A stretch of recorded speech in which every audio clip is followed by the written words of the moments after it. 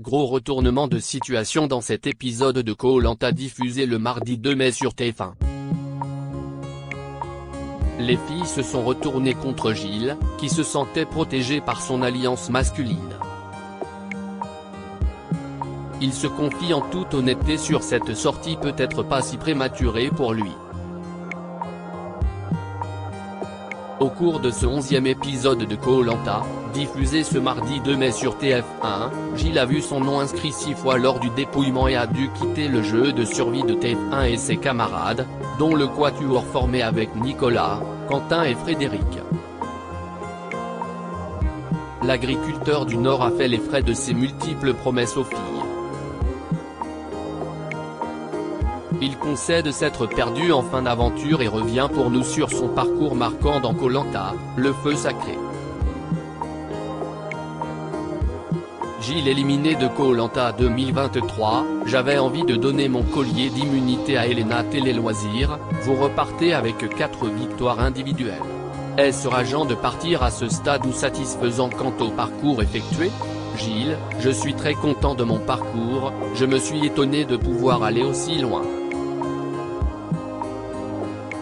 Sportivement, je ne suis pas mauvais. Je suis sportif au quotidien en tant que maraîcher mais je n'ai pas suivi d'entraînement pour tenir longtemps comme c'est le cas de certains.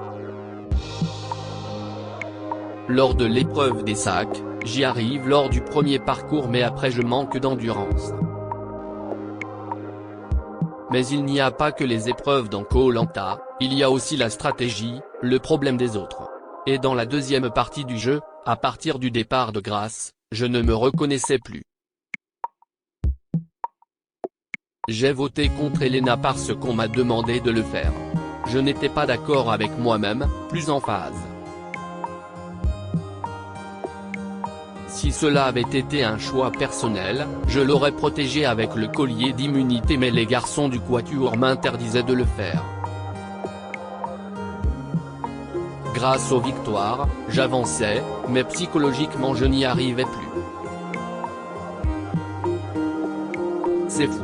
C'est dur de sortir mais c'est aussi un soulagement. Elena vous en veut effectivement beaucoup de lui avoir menti droit dans les yeux. J'ai très vite senti la sincérité d'Elena dans ses yeux mais il y avait un dernier pacte avec les jaunes quand Grasse est parti, on éliminait tous les rouges avant de se tirer dans les pattes. C'était acté pour tout le monde. J'étais même mal à l'aise d'avoir gagné le collier d'immunité que je devais jouer le soir même. J'avais envie de lui donner car moi je ne craignais rien. Techniquement dans le jeu, j'étais foutu. En plus, j'étais assis à côté d'elle au conseil. J'avais demandé à Nicolas si je pouvais lui donner et il m'avait dit de ne surtout pas faire ça car sinon le quatuor allait ensuite m'exploser à la tête, que c'était le moment de la sortir car elle n'avait pas gagné l'immunité. Et si je le faisais j'éliminais Tania. Ce n'était pas logique. Je l'avais sauvée précédemment et j'étais avec elle depuis un moment. Alors qu'Elena ne m'avait pas choisi dans son équipe au départ. Mais comme elle avait fini deuxième à l'épreuve d'immunité, c'était horrible pour moi de voter contre elle. Gilles, Koh-Lanta, le feu sacré, Laura m'a poussé à voter contre Elena Quest. Ce qui vous a convaincu de voter contre elle ? Quand je reviens de la pêche avec Nicolas, je suis en larmes et je dis à Nicolas que je ne peux pas faire ça. Il le répète à Laura et c'est elle qui me pousse à le faire en me disant qu'elle-même allait voter contre Elena et que je devais faire pareil. Je me demandais ce qu'allait penser Clémence. Et comme il y avait un vote en plus, je voulais qu'il me laisse voter contre Esteban. Mais elle ne voulait rien entendre. J'étais vraiment perdu. N'avez-vous pas regretté de ne pas faire certaines épreuves de la fin de Koh-Lanta ? D'après les autres saisons de Koh-Lanta, les épreuves deviennent de moins en moins physiques, plus axées sur la logique, l'adresse. Des épreuves que j'aurais aimé faire, qui allaient davantage me correspondre. J'aime bien les puzzles par exemple, je joue à des jeux comme ça à la maison. J'aurais aussi aimé connaître la sensation de monter sur les poteaux. Mais il ne faut jamais se projeter et vivre un jour à la fois.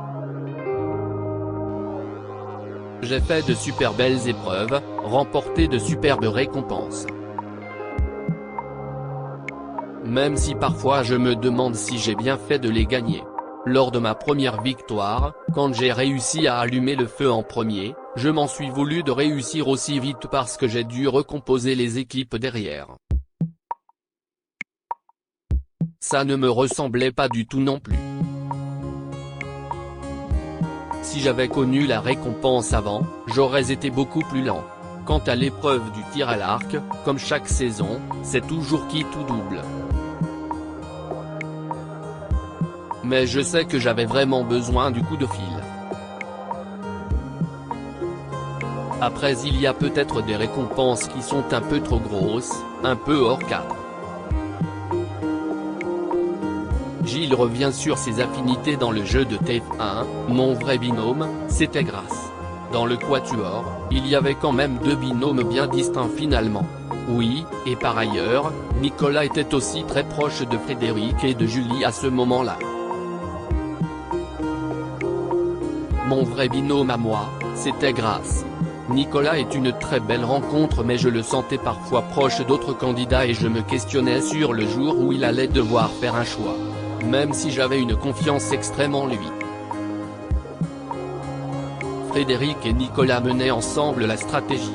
Les premières discussions autour de cette alliance masculine ont eu lieu le deuxième jour de l'aventure.